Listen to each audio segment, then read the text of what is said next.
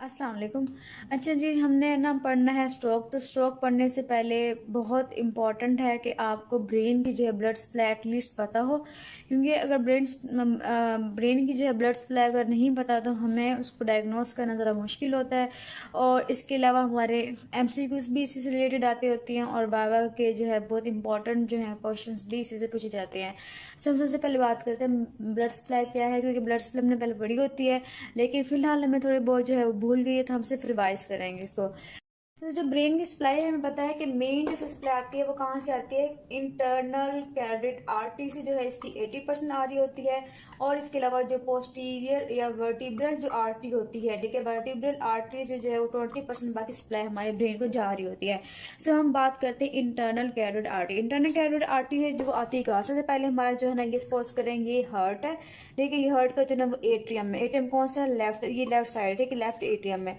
Left atrium और फिर हमारे पास जो है ना वो वेंट्रिकल है, ठीक है। यहाँ से हमारा निकलता है जनाब एओर्टा, ठीक है। नीचे से हमारे वेंट्रिकल से आता है एओर्टा। सो ये एओर्टा आ गया। एओर्टा के आने के बाद हमें पता है कि हमारी जो है ना एओर्टा के बाद ब्रांच निकलती है राइट और लेफ्ट की साइड पे। जो राइट साइड पे निकलती है हमारी ब्रेकियोस्फेरिक निकलती है, ठीक है, ब्रेकियोस्फेरिक ट्रंक निकलता है। और लेफ्ट साइड पे जो है वो दो आर्टरीज निकल रही होती है। एक हमारी निकलती है कॉमन कैरोटिड आर्टरी और दूसरी हमारी आती है सबक्लेवियन आर्टरी आती है, ठीक है। अब जो हमारी राइट ब्रेकियोस्फेरिक आर्टरी होती है इसकी फर्दर दो ब्रांचेस होती हैं। एक होती है हमारी राइट सबक्लेवियन और सेकंड जो होती है वो कॉमन कैरोटिड आती है, ठीक है, ये इस तरह से आती है। सो हमारी ये होगी लेफ्ट कॉमन कैरोटिड आर्टरी होगी और ये हमारे पास राइट कैरोटिड आर्टरी आ गई है। कैरोटिड आर्टरी जो है फर्दर डिवाइड करते हैं दो में। किसमें डिवाइड करती है? एक डिवाइड करती है इंटरनल में और एक डिवाइड करती है एक्सटर्नल में।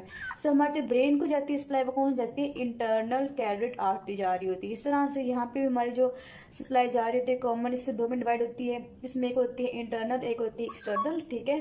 तो इंटरनल कैरोटिड आर्टरी जो है वो हमें ब्रेन में जा रही होती है। जा कहाँ से रही होती है? हमारे कैरोटिड कैनाल से फोरामिलेशन से होता हुआ ब्रेन में जाता है और ये मिडल ब्रेन की मिडल जो पार्ट होता है वहाँ पे जाके निकलता है ब्रेन के अंदर। सो ये हमारी ब्रांचेस होती हैं। सपोज करें कि ये हमारा जो है, सपोज करें बताती हूँ आपको, ये हमारा ब्रेन है, ठीक है, ये इसका अंटीरियर पार्ट है, ये इसका पोस्टीरियर पार्ट है। तो यहाँ से हमारा जो है कॉमन कैरोटिड आर्टरी, सॉरी, जो इंटरनल कैरोटिड आर्टरी वो आ रही होती है और पोस्टीरियर साइड से जो है हमारी वर्टिब्रल आर्टरी जो है वो पोस्टीरियर साइड से एंटर हो रही होती है, यहाँ पे आके बेसिलर आर्टरी बनाती है। सो ये आगे से आती है, पीछे से आती है, आने के बाद इन दोनों कम्युनिकेट करते हैं, पता है कि यहाँ पे सर्कल ऑफ विलस बनता है। सो ये हमारी थोड़ी सी बात है। अब यहाँ पे जो इतना मैंने बड़ा बताया इसकी क्या, मैं क्यों बता रही हूँ ये? इसलिए क्योंकि जब हमारे सपोज करें कि हमारे हार्ट का प्रॉब्लम होगा, हार्ट के अंदर सपोज करें कि जो लेफ्ट एट्रियोवेंट्रिकुलर के दरमियान वेल्व होता है उस वेल्व में कोई प्रॉब्लम हो जाए, जैसे रोमेटिक हार्ट डिजीज़ होती है, ठीक है। तो इन केसेस में क्या होती हैं, वेल्व्स में वेजिटेशन बन जाती हैं और उसके बाद क्या होती हैं कि वेल्व में जो है या आप कह लें कि अगर एओर्टा है, एओर्टा में सपोज करें कोई ना थ्रोम्बोटिक प्लग बन गया है, ठीक है, या फिर जो हमारा एट्रियोवेंट्रिकुलर वेल्व था, ठीक है, वेल्व का जो प्रॉब्लम हो गया है उसका टूट टूट के पार्ट जो है वो निकल रहा है, निकलने के बाद क्या आएगा? एओर्टा में आएगा, ठीक है। हमारा कोई भी इम्बोलिक कोई एम्बोलस जो है ना बन गया है वो कहाँ जाएगा? और हमारी एओर्टा में जाएगा। अब एओर्टा में जाएगा, एओर्टा रास्ते से कौन सा मिलेगा? वो चला जाएगा कहाँ पे? हमारी सपोज करें ये हमारी कैरोटिड आर्टरी में चला गया, ठीक है। आने के बाद सीधा कहाँ गया? इंटरनल कैरोटिड आर्टरी के अंदर। इंटरनल से कहाँ जाएगा? ब्रेन के अंदर। वहाँ जाके जब ब्रेन में जाएगा, ब्रेन के आगे जो फर्दर ब्रांचेस होंगी वहाँ जाके उसे ब्लो कर देगा। सो ये आपका क्वेश्चन आता होता है कि आपके जो है ना कोई पेशेंट है उसका जो है वो रोमेटिक हार्ट डिजीज़ है या उसको जो है ना हार्ट में मरमर सुनाई दिए हैं और मरमर सुनाई दिया तो उसके बाद उसको है ना सडन जो ना कॉन्शियसनेस लॉस हो गई है। इसके अलावा जो है ना उसका राइट साइड की वीकनेस हो गई है सडन। तो आप फ़ौरन पहुंच जाती हैं कि इसकी जो ना हमारे स्ट्रोक हुआ है, स्ट्रोक किसकी वजह से हुआ है, मतलब इस्कीमिक स्ट्रोक हुआ है क्योंकि इस्कीमा डेवलप हुआ है। यहाँ से जो है हमारा एक जो प्लग है थ्रोम्बोटिक प्लग हो गया। मेनली अगर मरमर की बात करते हैं तो वो एम्बोलस बनता होता है। सो कोई भी एम्बुलेंस को भी वेजिटेशन जो निकल के गई है या कोई थ्रोम्बोसिस की जैसे कोई चीज़ निकल के गई है तो वो जाके उसको ब्लो कर देगी। तो हमारी जो मेन ब्लॉकेज होती है हार्ट की प्रॉब्लम की वजह से, रोमेटिक हार्ट डिजीज़ की वजह से, तो हमारी मेनली आर्टरी जो होती है वो हमारी इंटरनल कैरोटिड आर्टरी ब्लॉक होती है और मेन कॉज जो है उसके अंदर है ही यही कि थ्रोम्बोटिक होगा या फिर एम्बोलिक फेनोमेनन होगा। अब हम करते हैं इसकी ब्लड सप्लाई, किस तरह से जो है ब्लड सप्लाई जाती है, सप्लाई करती है ब्रेन को। सबसे पहले हम बात करते हैं, ये जो है हमारी पोस्टीरियर पार्ट है, ठीक है। हमने ऐसे ड्रॉ किया ना कि ये पोस्टीरियर पार्ट ब्रेन का, ये एंटीरियर पार्ट है, ठीक है। इस तरह से हमने ड्रॉ किया है। तो ये है कि सबसे पहले पोस्टीरियर पार्ट में क्या होता है, पोस्टीरियर पार्ट से आ रही होती है हमारे दो वर्टिब्रल आर्टरीज, ठीक है, वर्टिब्रल आर्टरीज आती हैं। ये आने के बाद, ठीक है, दोनों जो है वो कम्युनिकेट करती हैं इस तरह से, ठीक है। कम्युनिकेट करने के बाद हम पता है कि ये बनाती है बेसलर आर्टरी बनाती है, उससे हमारी ये जो है बेसलर आर्टरी बन गई है, और ये पोस्टीरियर में, ठीक है। दो वर्टिब्रल आर्टरीज मिलेंगी और बनाएंगी बेसलर आर्टरी बनाएंगे। यहाँ पता है कि एक आर्टरी आ रही होती है, जो कि एक पुरानी बात है कि इसमें जो है ना एंटीरियर स्पाइन, एंटीरियर जो है स्पाइनल आर्टरी आती है, जो सप्लाई करती है हमारे एंटीरियर जो पार्ट होता है किसका, स्पाइन का, वो सप्लाई कर रही होती है। इसके अलावा जो है पोस्टीरियर स्पाइनल आर्टरीज भी आ रहे थे, और नोट इम्पॉर्टेंट हम आगे चलती हैं। अब सेरेब्रल आर्टरी आ गई है, ठीक है। आने के बाद ये हमारा क्या है, ये हमारा सेरिबेलम है। ये क्या है, ये सारा ब्रेन स्टेम है, इसे मिड ब्रेन है, ठीक है, पोन्स है और मेडुल है। अब यहाँ पे आने के बाद ये डिवाइड होगी दो में, कौन सी डिवाइड होगी, ये जाके डिवाइड होगी दो में, और क्या बनाएगी, पोस्टीरियर सेरिब्रल आर्टरी, ये बनेगी पोस्टीरियर सेरिब्रल आर्टरी, ठीक है। पोस्टीरियर सेरिब्रल आर्टरी जो है ये हमारा क्या बनाया मैंने, वो आपका सेरिब्रम बनाया। सेरिब्रम का जो पोस्टीरियर पार्ट है ये कौन सा है, ऑक्सीपिट पार्ट, ठीक है। तो ऑक्सीपिट पार्ट को जो है हमारे पोस्टीरियर जो आर्टरी है वो सप्लाई कर रही थी, पोस्टीरियर, हम बात करें पोस्टीरियर सेरिब्रल आर्टरी सप्लाई करती है। अच्छा जी, मैंने बात की कि हमारी जो आ रही होती है कैरोटिड आर्टरी आती है। सो कैरोटिड आर्टरी जो है मेनली सपोज करें कि यहाँ पे मैंने कहा था मिडल में ओपन होगी, ठीक है, मिडल जो हमारा सेरिब्रल में होता है। सो यहाँ पे सपोज करें कि वो जो है ना हमारी इंटरनल कैरोटिड आर्टरी आ गई, यहाँ पे भी राइट पे भी और लेफ्ट भी आ गई है। इसमें आने के बाद इसकी दो आर्टरी डिवाइड होते हैं दो आर्टरीज में, ठीक है। सपोज नीचे से इस तरह से आ रहा था, ठीक है, इस तरह से आ रहा। आने के बाद इसने ये आया, ठीक है। आने के बाद इसने डिवाइड होना दो में, एक बनाएगा ये एंटीरियर सेरिब्रल आर्टरी, ठीक है, दूसरी बनाएगा हमारे पास, ये हम बनाते हैं, दूसरी बनाएगा मिडल सेरिब्रल आर्टरी, ठीक है। ये एंटीरियर सेरिब्रल आर्टरी आ गई है, और यहाँ पे जो है हमारे पास सेकंड जो आएगी वो मिडल सेरिब्रल आर्टरी आ गई है। सो हमारी जो एंटीरियर सेरिब्रल आर्टरी आएगी वो एंटीरियरली मूव करेगी, सही है, इस तरह से एंटीरियरली मूव करेगी, और दोनों कम्युनिकेट करेंगे आपस में, से हम कहते हैं एंटीरियर कम्युनिकेटिंग आर्टरी। अभी पोस्टीरियर सेरिब्रल आर्टरी आ रही थी, पोस्टीरियर सेरिब्रल आर्टरी जो है वो कम्युनिकेट करेगी दोबारा इंटरनल कैरोटिड आर्टरी के साथ, तो हम इसे कहते हैं ये हमारी क्या होती है, posterior communicating artery, posterior communicating जो है ना ब्रांचेस आ रही होती है जिससे कनेक्ट कर रही होती हैं। सो ये सारे कनेक्शन जो बनते हैं हम कहते हैं सर्कल ऑफ विलस, ये हमने पहले भी इसमें किया हुआ है। अब ये है कि हमारी पोस्टीरियर सेरिब्रल आर्टरी आ गई है, फिर हमारी ये आ गई है मिडल सेरिब्रल आर्टरी आ गई है, ठीक है, ये आ गई मिड सेरिब्रल आर्टरी आ गई है, और ये हमारी एंटी सेरिब्रल आर्टरी आ गई है। अब सप्लाई कैसी है, अब सबसे पहले हम बात करते हैं बेसलर आर्टरी की। बेसलर आर्टरी में जो है ब्रांचेस निकलती हैं, पता है कौन सी ब्रांचेस निकलती है, सप्लाई करती है हमारी सेरिबैलम को सप्लाई करती है, ठीक है, सेरिबैलम सप्लाई करती है इस तरह से। अच्छा, इसमें ना जो ब्रांचेस आती हैं ये हमारे पास है मिडल सेरिबैलर आर्टरी आती है। इसके अलावा यहाँ से जो हमारी वर्टिब्रल आर्टरी है वहाँ से डायरेक्ट निकलती है एक ब्रांच से हम कहती हैं पोस्टीरियर इंफीरियर सेरिबैलर आर्टरी, देखिए यहाँ से भी निकलती है और यहाँ से भी निकलती है, फिर मिडल आ गई है। फिर इसके बाद हमारी यहाँ से एक ब्रांच निकलती है जो सप्लाई करती है हमारी सेरिबैलम को, जो हम कहते हैं अंटीरियर सुपीरियर सेरिबेलर आर्टरी आती है, ठीक है, जो सप्लाई कर रही होती है। सो इस सेरिबैलम आर्टरी होगी। अब इसी के साथ साथ हमें पता है, ये बात आपने याद रखनी है कि हमारे कितने नर्व्स निकल रही होती हैं, कहाँ से ब्रेन स्टेम से निकल रही होती है। तो हमें पता है कि पहले मिड ब्रेन से निकलती हैं, जो पहले चार जो है मिड ब्रेन से निकलती हैं, फिर चार जो होती हैं मतलब 4, 5th, 6th, 7th और 8th जो हैं हमारे बोन से निकल रही होती है नर्व, और फिर हमारी जो है 9th जो फिर जो निकलती है 9th, 10th, 11th, 12th जो करंट नर्व निकलती हैं वो हम ये करते हैं 1, 2, 3 और 4 जो है वो निकलती है हमारी मिड ब्रेन से। फिर हमारी 5, 6, 7, 8 निकलती है पोन्स से, और फिर हमारे पास 9, 10, 11 और 12 निकलती है हमारी किससे, मेडुला ऑब्लोंगेटा से। सो ये करंट नर्व्स आ रही होती है। सो इनके साथ साथ जो सप्लाई होती है इन पोन्स मेडुला की वो भी तकरीबन इससे आ रही होती है, ठीक है, इसी से ही सप्लाई कर रही थी। इससे कभी वो इससे डायरेक्ट आ रही होती हैं, या कभी वो जो है हमारे जो हमारी ब्रांचेस निकलती हैं सेरिबैलम के एरिया वहाँ से आ रही होती हैं। इसके साथ साथ हमारी 7th, 8th के नर्व को भी सप्लाई कर रहा होता है। सो ये हमारा रफ सा आइडिया। मैं ये क्यों बता रही हूँ, मैं इसलिए बता रही हूँ कि अगर सपोज कर रहे हैं कि अगर एक पेशेंट आया है उसको स्ट्रोक स्ट्रोक के साथ अटैक है और उसका जो है ना बैलेंस मेंटेन नहीं है।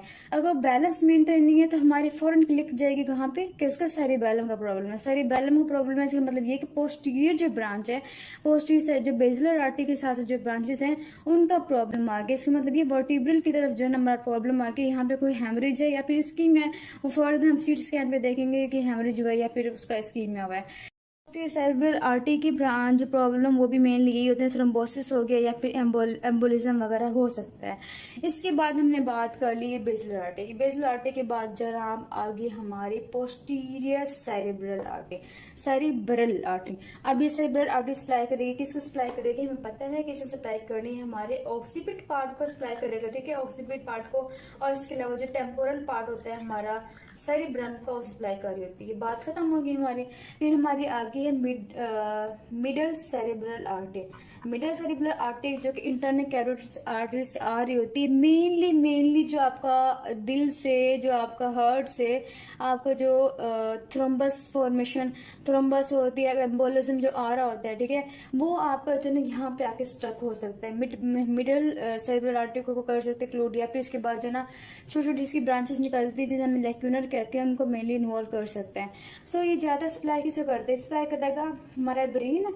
तो ये इसका जो है मिडिल पार्ट है, ये इसका लेटरल पार्ट है। सो जो मिडल सेरिब्रल आर्टरी होती है ये मेनली जो इसका जो लेटरल पार्ट सप्लाई कर रही होती है। कौन सी लेटरल पार्ट, किसके लेटरल पार्ट को, ये फ्रंटल के, ठीक है, और इसके अलावा फ्रंटल और पैराइटल के, फ्रंटल और पैराइटल की जो है ना पार्ट हमारे लेटरल बाहर वाले पार्ट होते हैं सप्लाई कर रही होती है मिडल सेरिब्रल आर्टरी। ये सप्लाई इसको भी कर रही होती है, साथ साथ जो है ना अंदर से घुसी हुई छोटी छोटी ब्रांचेज जाती हैं जो कि मतलब हमारे इंटरनल कैप्सूल को, सब्सटेंशियल वगैरह को सप्लाई कर रही होती है। अच्छा, इसके बाद हमारी बात हमने कर ली कि अंटीरियर। तो जो अंटीरियर सेरिब्रल आर्टरी होती है, अंटीरियर सेरिब्रल आर्टरी होगी, ये अंदर से जा रही है, से सप्लाई करती है हमारे जो मिडिल पोर्शन होता है। कौन सा मिडिल पोर्शन होता है हमारा, फ्रंटल का और पैराइटल का जो मिडिल पोर्शन होता है सप्लाई करती है यहाँ तक, इसको भी सप्लाई कर रही है। तो ये पार्ट जो है हमारे इसके अंदर आते हैं, मेनली किसके अंदर, अंटीरियर सेरिब्रल आर्टरी के अंदर।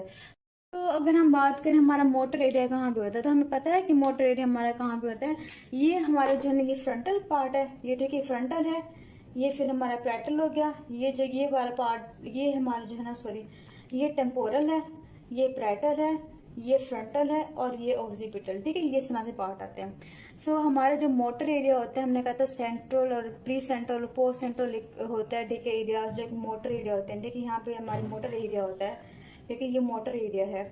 तो ये मोटर जो एरिया होता है सपोज करें, तो इसको सप्लाई क्या कर रही होती है, इसको हमारी ब्रांचेस कौन सी कर रही होती है, इसी की ब्रांचेस कर रही होती हैं, अंटीरियर सेरिब्रल आर्टरी की ब्रांचेस कर रही होती हैं, और इसके अलावा जो है मिडल सेरिब्रल आर्टरी की करती हैं।